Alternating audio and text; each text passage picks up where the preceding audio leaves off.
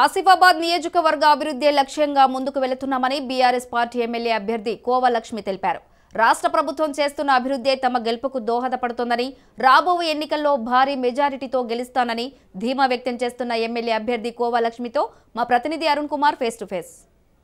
ఆసిఫాబాద్ నియోజకవర్గంలో కూడా ఏదైతే బీఆర్ఎస్ అధిష్టానం కూడా అభ్యర్థిని మార్చడం జరిగింది. ముఖ్యంగా కూడా సిట్టింగ్ ఎమ్మెల్యే కొనసాగినటువంటి ఆత్రం సత్వం కాకుండా కూడా ఏదైతే జెడ్పీ చైర్పర్సన్గా కొనసాగుతున్నట్టు మాజీ ఎమ్మెల్యే కోవలక్ష్మి గారికి కూడా టికెట్ కేటాయించడం జరిగింది. ఏదైతే ఆదివాసీ మహిళ కూడా ఉమ్మడి ఆదిలాబాద్ జిల్లాలో ఆదివాసీ మహిళ కూడా మూడోసారి కూడా ఏదైతే ఎమ్మెల్యే అభ్యర్థిగా కూడా బరిలో నిలవబోతున్నారో దీనికి సంబంధించి కూడా మన దగ్గర జెడ్పీ చైర్పర్సన్ ఎమ్మెల్యే అభ్యర్థి కోవలక్ష్మి గారు ఉన్నారు. చెప్పండి మేడం, నమస్తే.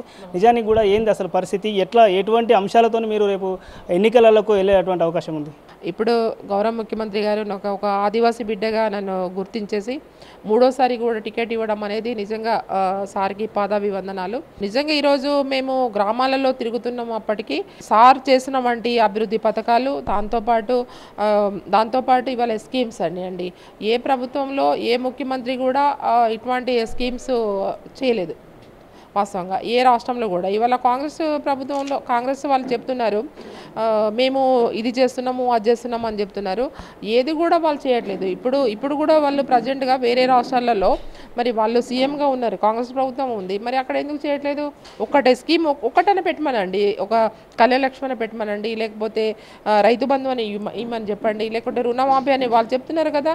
ఇప్పుడు 2 లక్షల రుణమాఫీ ఇస్తామని చెప్తున్నారు. మన కర్ణాటకలో కాంగ్రెస్ ప్రభుత్వం ఉంది, అక్కడ 2 లక్షలు రుణమాఫీ చేయమనండి చూద్దాం.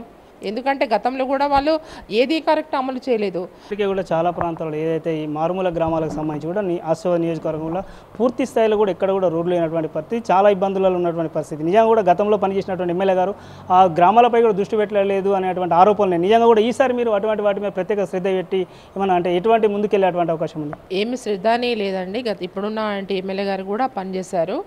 దాదాపు 100 కోట్లు 150 కోట్ల ఇవాళ బ్రిడ్జెస్ కానీ రోడ్స్ కానీ అన్నీ కూడా తీసుకొచ్చారు. కాకపోతే ఏమంటే 2 సంవత్సరాలు కరోనా ఉండబట్టి చేయలేకపోయినాం, మీకు అందరు కూడా తెలుసు. ఇప్పుడు దాదాపు ఐటీడీ నుంచి రోడ్స్ కానీ బ్రిడ్జెస్ కానీ ఇప్పుడు ఎమ్మెల్యే గారు కూడా తీసుకొచ్చారు. టెండర్స్ అయినాయి, అవి తొందరలోనే స్టార్ట్ అవుతాయి. దాంతోపాటు ఇవాళ మేము ఒకటే అడుగుతున్నామండి, కాంగ్రెస్ ప్రభుత్వంలో వాళ్ళు రోడ్స్ కానీ బ్రిడ్జెస్ కానీ వాళ్ళు చేసి ఉంటే ఇప్పుడు ఎందుకు ఇట్లా ఈ పరిస్థితి ఉంటుండే? ఇప్పుడు మా ప్రభుత్వం వచ్చేసి ఇవాళ 10 సంవత్సరాలు కంప్లీట్ అయిపోయిందండి. 11వ సంవత్సరానికి మేము స్టార్ట్ అవుతున్నాము. మరి ఇప్పుడు ఎలక్షన్స్ వచ్చాయి. ఇప్పుడు మేము చేసిన రోడ్స్ ఉన్నాయి, మేము చేసిన బ్రిడ్జెస్ ఉన్నాయి మారుమూల ప్రాంతాలలో. ఇవాళ చేస్తేనే కదా ఈరోజు ఇంత అభివృద్ధి కనబడుతుంది. ఆ రోజు మరి వాళ్ళు ఎందుకు చేయలేదు? సిట్టింగ్ ఎమ్మెల్యేలను కాదనకుండా కూడా మీకు ఇలా అధిష్టానం టికెట్ కేటాయించడం జరిగింది. పూర్తి స్థాయిలో గతంలోని ఇక్కడ 2 వర్గాలు కూడా పనిచేసినటువంటి పరిస్థితి, అంటే బయటికి రాకుండా కూడా లోపల మాత్రం 2 వర్గాలు కూడా ఇక్కడ బీఆర్ఎస్ పార్టీలో కొనసాగినాయి. నిజంగా పూర్తి స్థాయిలో ఇవాళ మీ గెలుపు కోసం వాళ్ళు సహకరించేటువంటి అవకాశం ఉందా? మేము కలిసే పని చేస్తున్నాం అంటే అదేమి లేదు. ఇక్కడ వేరే నియోజకవర్గాల్లో ఎక్కడ కూడా లేదు, కానీ మా నియోజకవర్గంలో అసలు లేదండి. మేము ఇద్దరం కూడా కలిసి పనిచేస్తున్నాము.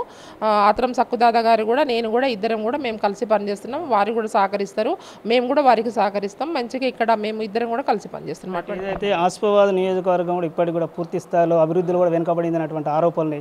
ఈసారి మీరు ఎమ్మెల్యేగా ఇట్లా గెలిస్తే ఎటువంటి అభివృద్ధి చేయడానికి కూడా ముందుకెళ్తారు? ఎటువంటి అష్యూరెన్స్ ఇస్తున్నారు నియోజకవర్గ ప్రజలకి? ఇప్పటికి ఆ 10 సంవత్సరాల్లో ఇప్పుడు ఆత్రం సక్కుదాదా కూడా ఎమ్మెల్యేగా ఉన్నప్పుడు ఆయన కూడా ఫండ్స్ తీసుకొచ్చారు. టెండర్లో ఉన్నాయి, బ్రిడ్జెస్ కానీ రోడ్స్ కానీ అవి కూడా జరుగుతున్నాయి. ఎప్పుడు కూడా ఆ 5 సంవత్సరాలు కూడా నిర్లక్ష్యం చేయలేదు, ఈ 5 సంవత్సరాలు కూడా నిర్లక్ష్యం చేయలేదు.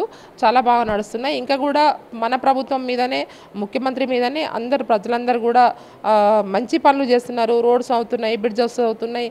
ఇప్పటి వరకు డెవలప్మెంట్ అనేది కనబడుతుంది. గతంలో ఏ ప్రభుత్వం చేసిన డెవలప్మెంట్ ఏం కనబడట్లేదు, కానీ మన ప్రభుత్వం కనబడుతుంది. కాబట్టి ఈరోజు మేము ఒకటేనండి, ఈ ప్రాంతంలో ఇప్పటికీ సరే మేము అన్ని జిల్లా తీసుకొచ్చిన, మెడికల్ కాలేజ్ తీసుకొచ్చిన, ఇంకా ప్రజలకందరికీ కూడా అన్ని పథకాలతో పాటు అభివృద్ధితో పాటు చేస్తున్నప్పటికీ కూడా ఇంకా కొన్ని చేయవలసింది ఉన్నాయి. వాస్తవంగా ఈరోజు బ్రిడ్జెస్, ఇప్పుడు అటు అన్నార్పల్లి బ్రిడ్జెస్ కావచ్చు, అటు లక్మాపూర్ బ్రిడ్జ్ కావచ్చు, ఇటు మన గుండి బ్రిడ్జ్ కావచ్చు, ఇట్లాంటి మారుమూల ప్రాంతాలలో బ్రిడ్జెస్ చాలా ఉన్నాయి. ఇప్పటికీ మన ముఖ్యమంత్రి గారు మన ప్రజెంట్ ఎమ్మెల్యే గారికి ఆత్రం సక్కుదాదాకి దాదాపు 150 కోట్లు ఇవాళ బ్రిడ్జెస్ తర్వాత రోడ్స్ శాంక్షన్ అయినాయి, టెండర్లో ఉన్నాయి.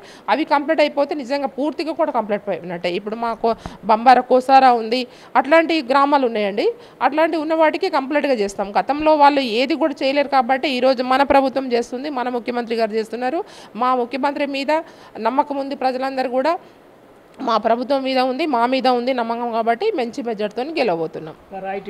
ఏదైతే అస్పాబాద్ నియోజకవర్గ అభ్యర్థి కోవలక్ష్మి తెలుపుతున్నటువంటి పరిస్థితి, ఏదైతే నా మీద విశ్వాసంతో కూడా ఏదైతే బీఆర్ఎస్ పార్టీ అధిష్టానం కేసీఆర్ గారు నాకు టికెట్ కేటాయించడంతో బీఆర్ఎస్ పార్టీతో పాటు అదేవిధంగా బీఆర్ఎస్ నాయకులందరికీ కూడా కృతజ్ఞత చెప్తాను. ఏదైతే ఈ నియోజకవర్గ అభివృద్ధిలో కూడా ఖచ్చితంగా కూడా నేను ముందు అందులో ఉంటానని చెప్తా ఉన్నారు. ఏదైతే బీఆర్ఎస్ పార్టీ చేసినటువంటి అభివృద్ధి కార్యక్రమాలే అభివృద్ధి పథకాలు ఇవాళ బీఆర్ఎస్ పార్టీ అభ్యర్థులను గెలిపించడానికి కూడా తోడ్పడతానైతే తెలుపుతున్నటువంటి పరిస్థితి. కెమెరా పర్సన్ శ్రీనివాస్తో అరుణ్ కుమార్, రాజు న్యూస్, కొమరంభీం, ఆసిఫాబాద్ జిల్లా.